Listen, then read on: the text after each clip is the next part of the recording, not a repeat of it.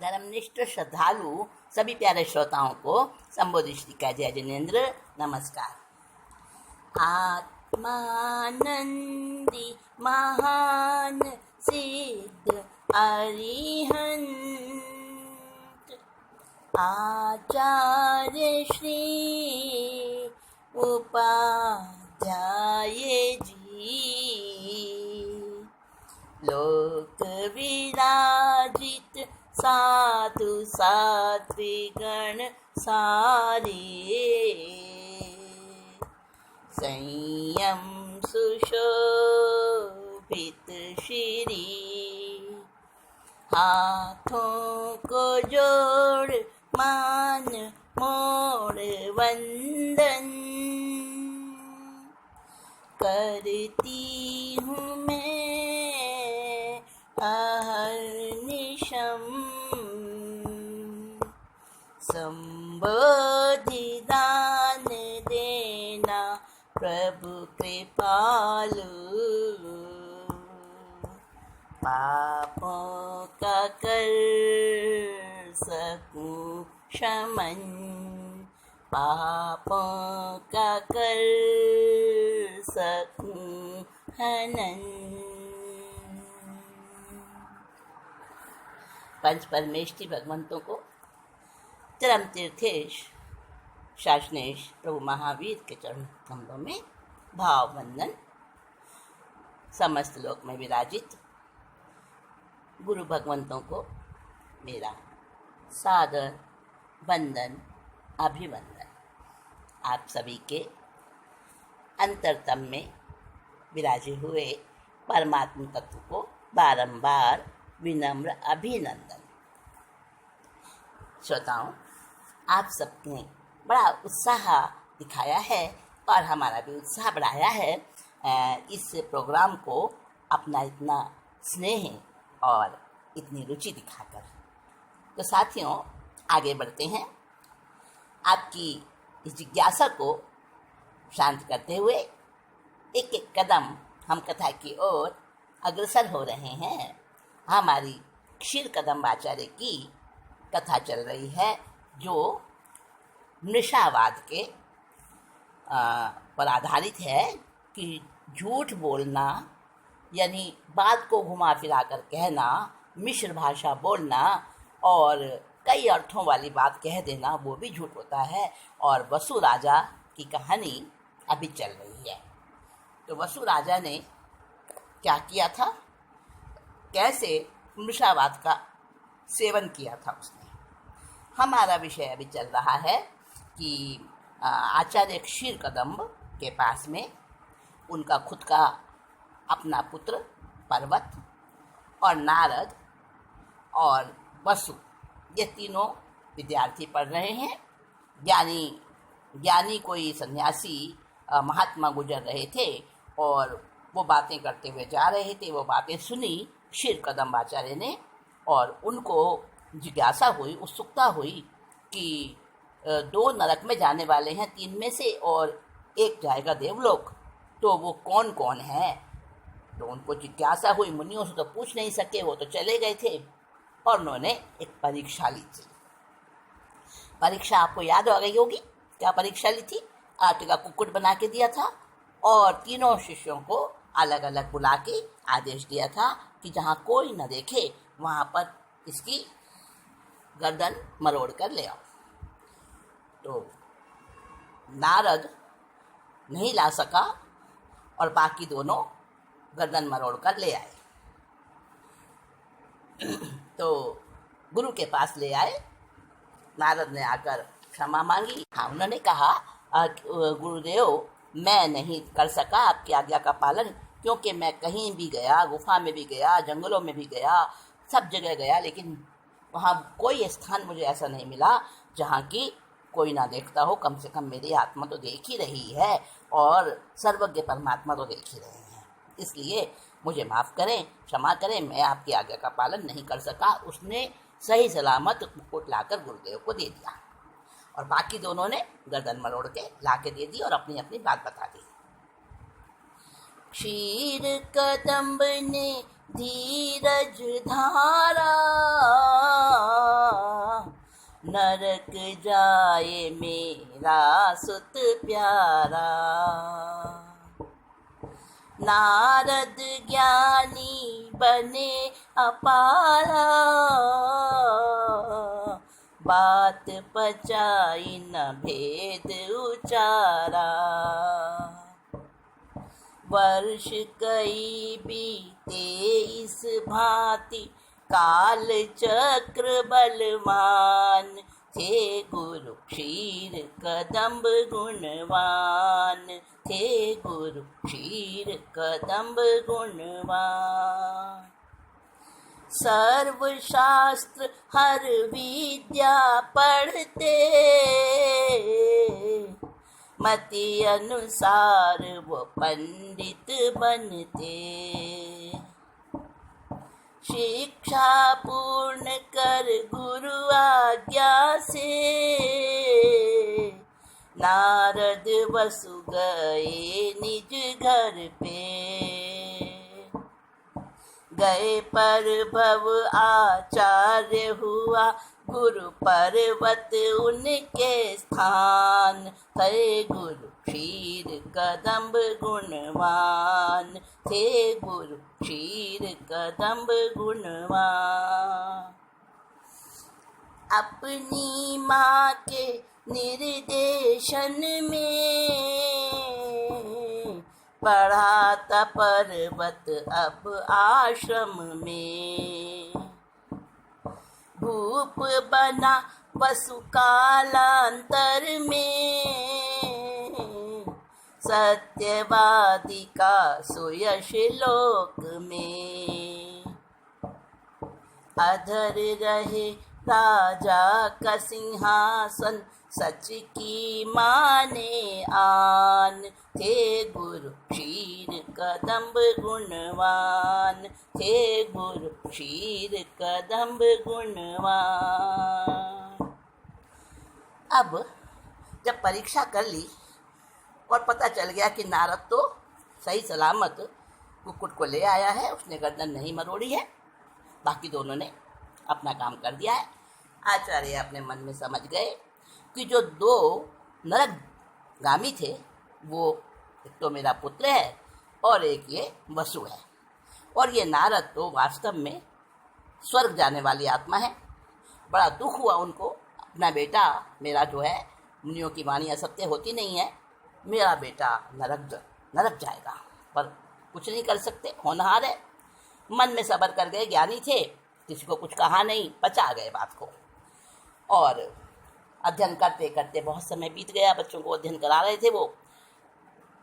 अपनी अपनी शक्ति अनुसार तीनों ने, उन शिष्यों ने, तीनों ने, नारद, वसु और पर्वत, तीनों ने विद्या ग्रहण करी। और शिष्य भी थे, अपनी अपनी बुद्धि के अनुसार सब ग्रहण करते हैं। और एक समय ऐसा आया कि आचार्य की आयु पूरी हुई, क्षीर कदम्ब आचार्य, उन्होंने अपना मरण काल आने पर, आयु पूर्ण होने पर काल करके वो परभव को चले गए, स्वर्गवासी हो गए। अब उनका पुत्र जो पर्वत था, जिसकी के रुचि नहीं बनती थी पढ़ाई में, थोड़ा कम मतलब कर पाता था वो ग्रहण, अब पिता का पद पुत्र को ही मिला। अपनी माँ यानी पंडितानी के निर्देशन में वो आचार्य बन गया। अब वो शिष्यों को ज्ञान देता, जो विद्यार्थी पढ़ने आते अपने पिता के स्थान पर, अब वो पढ़ाता। और वसु राजकुमार वो विद्या पूरी करके चला गया, नारद भी चला गया अपने स्थान पर, और पर्वत जो है वो आचार्य के स्थान पर गुरु बन गया। थोड़े समय बीतने के बाद वसु का जो पिता था, उसने ले ली दीक्षा और अब राजा वसु बन गया। राजा वसु एक बार जंगल में गया था, तो उसको जब उसने शिकार खेलते खेलते अपना बाण मारा, तो उसका बाण जाके अधर में ठहर गया। और वो सोचने लगा, मेरा बाण अधर में कैसे ठहरा है। फिर जांच पड़ताल की गई, तो वहाँ पर एक स्फटिक शिला थी। स्फटिक नाम सुना होगा आपने। स्फटिक शिला पत्थर जो है इतना स्वच्छ होता है, उसकी जो चट्टान थी वो वहाँ पर थी और आर पार दिखता था उसके, इतना स्वच्छ होता है वो स्फटिक। तो राजा ने रातों रात वो पत्थर, वो चट्टान जो है मंगवा ली अपने महलों में चुपचाप से, और उसको तराश के बहुत अच्छा उसका बना के एक अच्छा सा मंच बनाया, आधार बनवाया उसका, और उसके ऊपर अपना सिंहासन रख दिया। अब वो स्फटिक शिला दूर से मतलब दिखती नहीं थी, और ऐसा लगता था दूर से देखने पर कि वो सिंहासन बिना किसी आधार के अधर में ही खड़ा हुआ है, क्योंकि वो स्फटिक शिला नजर नहीं आती थी। तो राजा वसु की बहुत ख्याति हो गई कि ये सत्यवादी है और इसका न्याय बहुत अच्छा है, ये सत्य बोलता है, सत्य ही न्याय करता है, और इसीलिए सत्य के बल पर इसका सिंहासन जो है अधर में ठहरा हुआ है। बड़ी ख्याति हो गई राजा वसु की। वो भी अपना राजपाट चला रहा है, इधर पर्वत जो है और वो शिष्यों को पढ़ाता है, छात्रों को पढ़ाता है। एक बार की बात क्या होती है कि पर्वत पढ़ा रहा था और पढ़ाते पढ़ाते उसकी माँ साथ में बैठती थी, क्योंकि कभी वो गलती कर जाता था तो माँ फट से संभाल लेती थी, आचार्य की पत्नी है ना। तो अब पढ़ा रहे थे, एक बार उनकी कक्षा लगी हुई थी, एक अग्निहोत्री गोत्र का ब्राह्मण आता है। ब्राह्मणों के अलग अलग गोत्र होते हैं, तो अग्निहोत्री ब्राह्मण आता है और वो कहता है कि जी मेरे को एक शंका हो गई है। आचार्य जी, किसको बोला आचार्य? पर्वत को, क्योंकि अब पर्वत आचार्य है ना। तो पर्वत को कहने लगा, आचार्य जी एक शंका है मेरे मन में, आप तो बड़े मतलब ज्ञाता हो शास्त्रों के, और मेरे मन में शंका उत्पन्न हो गई है, तो मैं आपके पास आया हूँ समाधान करने। अजय रष्टव्यम, अजय रष्टव्यम ये संस्कृत का एक शब्द है, तो इसका अर्थ क्या है ये मैंने वेदों में पढ़ा है, धर्म ग्रंथों में पढ़ा है, इसका अर्थ क्या होता है ये बताओ। अज कहते हैं बकरे को, अष्टव्यम यानी यज्ञ करना चाहिए, अजय माने बकरों के द्वारा, ये अर्थ निकलता है। और तो वो अर्थ बता दिया पर्वत ने कि भाई इसका देखो ऐसे ऐसे अर्थ है, बकरों को बलि देकर यज्ञ करो। ये अर्थ बता दिया। किसको बताया? अग्निहोत्री ब्राह्मण जो पूछने आया था उसको बता दिया। सुना कथन ये गुरु पत्नी ने, सोचा अज हिंसा हो इसमें, संयोग से नारद आया मिलने, बात आई उसके भी सामने, अज का अर्थ कहा था गुरु ने, भैया पुराने धान थे गुरु क्षीर कदम्ब गुणवान, थे गुरु क्षीर कदम्ब गुणवान। जब अग्निहोत्री ब्राह्मण वो बात पूछ रहा था, उसी समय गुरु पत्नी भी वहीं बैठी थी, यानी पर्वत की माता। उसने भी सुना, और सुनते ही एकदम तो उसका तो दिल धड़क गया। अरे मेरा बेटा क्या अर्थ बता रहा है, अर्थ का अनर्थ कर दिया। अज का अर्थ यहाँ बकरा नहीं है, यहाँ तो अज का अर्थ है अ माने नहीं, ज माने जन्मना, यानी जो दोबारा से ना उग सके ऐसा धान, ऐसे जौ, ऐसा कोई भी धान्य है जो दोबारा से ना उग सके, यानी पुराना क्षीण हो चुका, जिसकी योनि क्षीण हो गई है, ऐसा धान। हाँ, भगवती सूत्र में आया है कि धान अलग अलग उनका समय होता है बीजों का। कुछ बीज ऐसे होते हैं जिनकी योनि मतलब उनकी उत्पन्न होने की शक्ति, उत्पत्ति क्षमता, उसको योनि कहा। तो उनका अलग अलग समय बताया, जौ का कितना होता है, गेहूं का कितना होता है, ज्वार का, बाजरे का, सबका अलग अलग बताया है। तो अज का मतलब है जिसकी योनि क्षीण हो चुकी है, यानी जो उत्पन्न नहीं हो सकते, ऐसा धान, ऐसा अनाज। अब वो इतना बोलती जितने में तो क्या हुआ कि उसी समय नारद भी आ गया मिलने के लिए। कुछ संयोग होता है, बाई चांस होता है, उस समय नारद भी आ गया, उसके भी सामने बात आ गई। वो ब्राह्मण तो चला गया, कहने लगा अच्छा भाई, नहीं अभी ब्राह्मण गया नहीं है, हाँ वो नारद भी उस समय है। तो नारद कहने लगा भैया ये क्या कह रहे हो? किसको बोला? पर्वत को। भैया ऐसा नहीं, क्या कह रहे हो? गुरु ने तो बताया था, आचार्य ऋषि ने बताया था कि अज का अर्थ होता है पुराने धान, न कि बकरा। अब वो अग्निहोत्री ब्राह्मण भी सुन रहा है, वो भी वहीं बैठा है। गुरु पत्नी भी उसकी हाँ में हाँ मिला रही है, हाँ ठीक कहा, ठीक कह रहा है, बिल्कुल नारद बिल्कुल ठीक कह रहे हो। और पर्वत को तो लगा वो मेरी तो इंसल्ट हो गई। नारद तुमको याद नहीं है, मैंने कहा वही अर्थ सही है। बहस ये गुरु पत्नी सुनती है, रात में पर्वत से कहती है। नारद कहता ठीक पुत्र, गुरु दे नहीं हिंसक ज्ञान। थे गुरु क्षीर कदम्ब गुणवान, थे गुरु क्षीर कदम्ब गुणवान। बोला पर्वत चिंतित होकर, शर्त लगा ली होश को खोकर। पूछे भूप वसु से जाकर, जो हारे जिह्वा दे काट कर। अब क्या होगा माँ मेरे, संकट में पड़ गए प्राण। थे गुरु क्षीर कदम्ब गुणवान, थे गुरु क्षीर कदम्ब गुणवान। बहस करने लगे। नारद क्या बोलते हो? अरे मैं आचार्य हूँ, रोज पढ़ाता हूँ मैं, तुमको याद नहीं है? आचार्य श्री ने, पिताजी ने तो यही अर्थ बताया था कि बकरों की बलि दो, उससे ही यज्ञ होता है।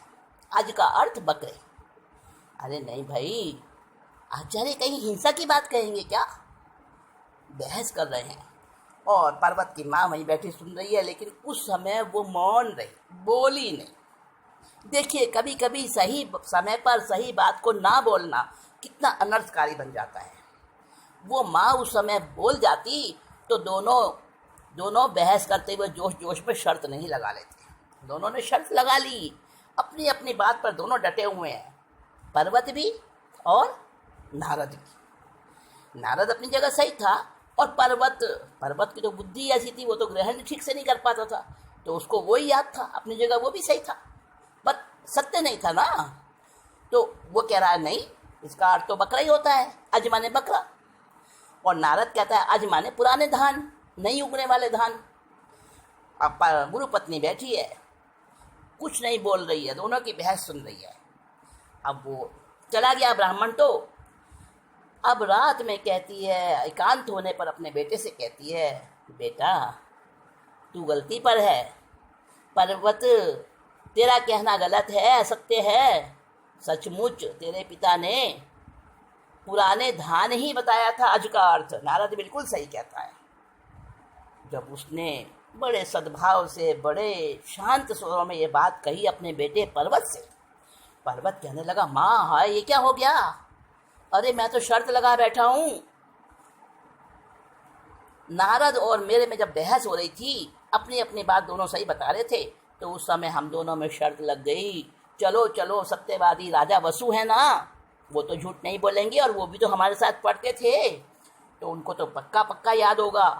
तो वो उनसे पूछेंगे आचार्य श्री ने, स्वर्गीय आचार्य श्री ने क्या अर्थ बताया था इसका, अज का।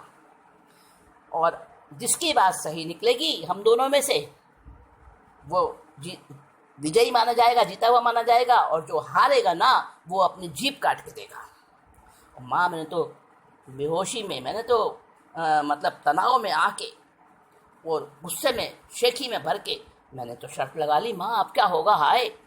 और वसु तो झूठ बोलेगा नहीं, राजा वसु तो वैसे ही सत्यवादी है, और पर्वत भी वही कह रहा है और वसु भी वही कहेगा, मैं तो जीभ काट के देनी पड़ेगी। माँ मेरा तो प्राण गए।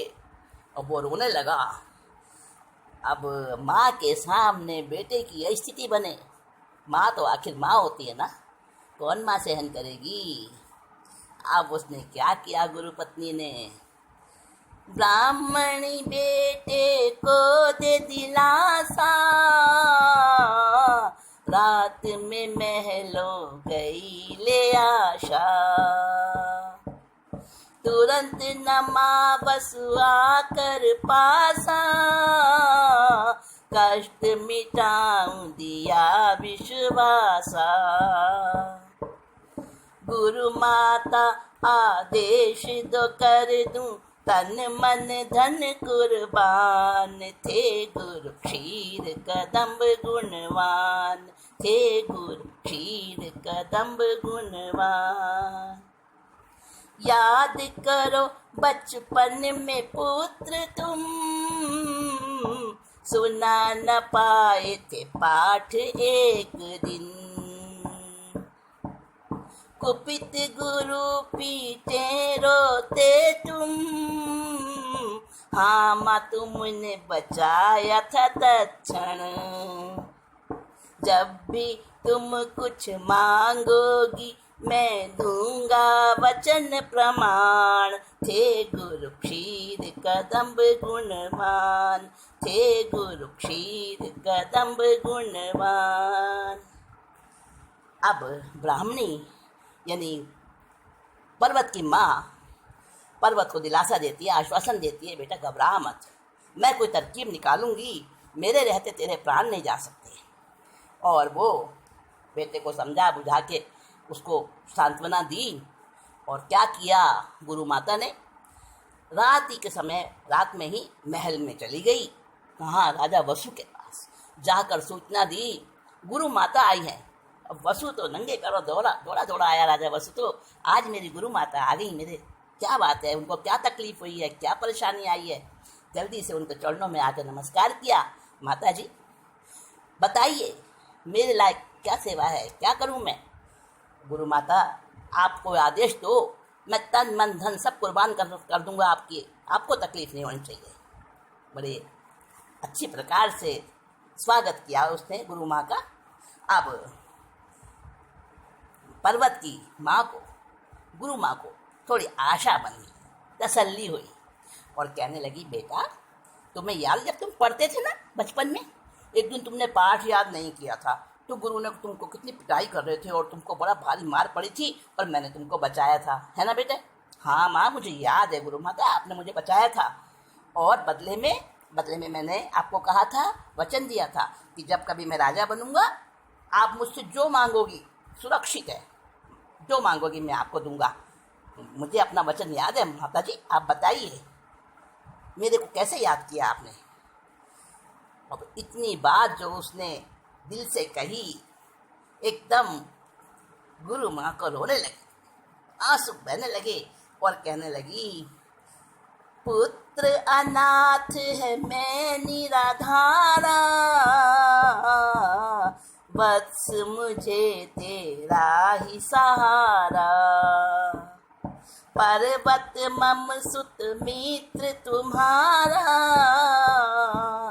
प्राण कष्ट में उसके अपारा, टेढ़ी नजर से कौन देखता, गुरु बंधु मेरा प्राण, थे गुरु क्षीर कदम्ब गुणवान, थे गुरु क्षीर कदम्ब गुणवान। जब देखा कि पूरा भावुकता में भरा हुआ है ये वसु महाराज, वसु राजा, अब गरम लोहे पे चोट करनी चाहिए। तुरंत गुरु माता ने अपनी बात कह दी, बेटा देख तो तेरे आचार्य तो रहे नहीं, मैं निराधार हूँ और मेरा बेटा अनाथ है, उसके सिर पर कोई पिता का साया नहीं है और अब उसके प्राण संकट में पड़ रहे हैं। बेटा तू ही एक आधार है, तेरे पास आई हूँ। और ये गुरु माता ऐसी कैसी बात कर दिया आपने, मेरे गुरु बंधु को कोई टेढ़ी नज़र से देख ले भला, किसकी शामत आई है, बताओ तो सही क्या बात है। माँ तुम एक बार बता दो मुझे, जो मेरे गुरु भाई की तरफ जरा सा भी कुछ भी ऐसा टेढ़ा देखेगा, कुछ करेगा, उसको मैं राजा हूँ, मैं उसको अच्छा दंड दूंगा, बताओ तो क्या बात है। उसने बड़ा जोर दिया, बहुत बहुमान दिया गुरु माँ को। अब गुरु माँ ने सारी बात समझा के बताई। अब सारा विस्तार से सारा मामला सुना दिया, जो जो घटा था, किस प्रकार से ब्राह्मण आया, अजयद्रष्टव्यम का अर्थ पूछा, कैसे पर्वत ने उसका अर्थ बताया, नारद आ गया और उसने कहा नहीं नहीं, अज का मतलब तो होता है पुराने धान, बकरा नहीं होता।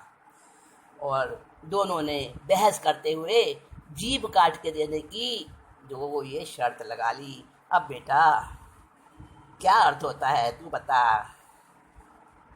कहने लगा वसु, गुरु माँ सच कहती हो बिल्कुल, और नारद भी सही है। गुरुदेव ने, स्वर्गीय आचार्य श्री ने अज का अर्थ पुराने धान ही बताया था, बकरा तो नहीं बताया था।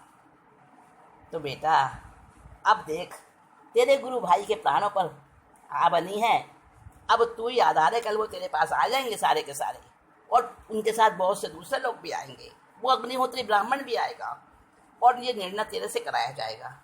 तो बेटा मैं तेरे से यही वरदान मांगती हूँ, तूने कहा था ना मैं आपको जो आप मांगोगी दूंगा, तो बस मैं तुझसे यही एक प्रार्थना करने आई हूँ कि जब तेरे पास में वो सारा मुकदमा आए, वो वाद विवाद आए, उस समय तू बोल देना, क्या बोल देना, पर्वत की हाँ में हाँ मिलाना तू। अरे माँ क्या कह रही हो, ये तो असत्य होगा। बेटा देख, मैं कुछ नहीं जानती, तूने मुझे वचन दिया है, या तो तू अपना कह दे मैं वचन पूरा नहीं करता, थूक के चाट ले। अब पर्वत को देखे, गुरु माँ को देखे, राजा वसु अपने सत्यवादिकता को देखे, अपने आचार्य श्री के उस सत्य अहिंसक वचनों को देखे, या क्या देखे, या अपनी दुर्गति कराए। राजा वसु चिंतन में डूब गया, और राजा वसु को समझ नहीं आया, पूरी दुनिया जैसे संसार घूम रहा है उसके सामने, उसकी बड़ी बुरी हालत हो गई है, अब बड़ा धर्म संकट में पड़ गया है। उधर गुरु माँ बैठी है धरना दिए हुए, क्या होगा आगे, क्या इसका निष्कर्ष निकलेगा, समय पर हम सुनेंगे। और अभी तो आप इस वीडियो को देख रहे हैं, फटाफट लाइक और सब्सक्राइब कर दीजिए, और साथ में बेल आइकन को भी क्लिक कर दीजिए, और नेक्स्ट मीटिंग की इंतज़ार करेंगे। बहुत बेसब्री से आपको इंतजार रहेगा, क्योंकि आज मैं ऐसे मोड़ पर, ऐसे पॉइंट पर छोड़ रही हूँ। हाँ, तो नेक्स्ट मीटिंग में हम इसको पूरा करेंगे।